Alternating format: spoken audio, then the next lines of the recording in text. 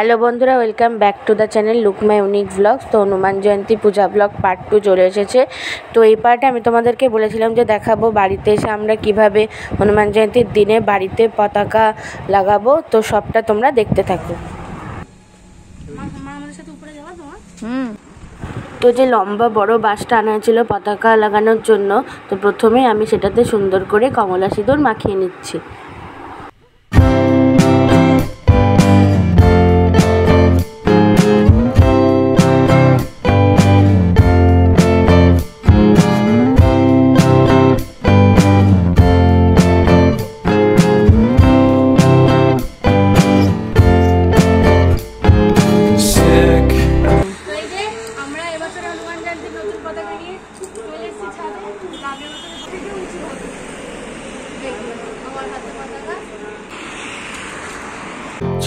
Talk to throw a bone.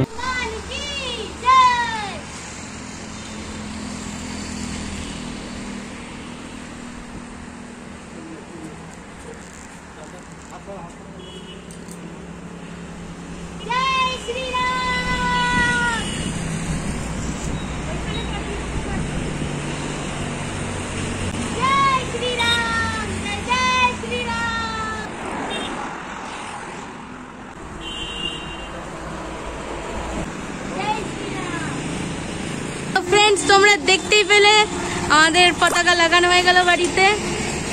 এই যে দেখো বজরংবলী জয় শ্রীরাম কি সুন্দর উঠছে একসাথে, দেখো কি সুন্দর লাগছে।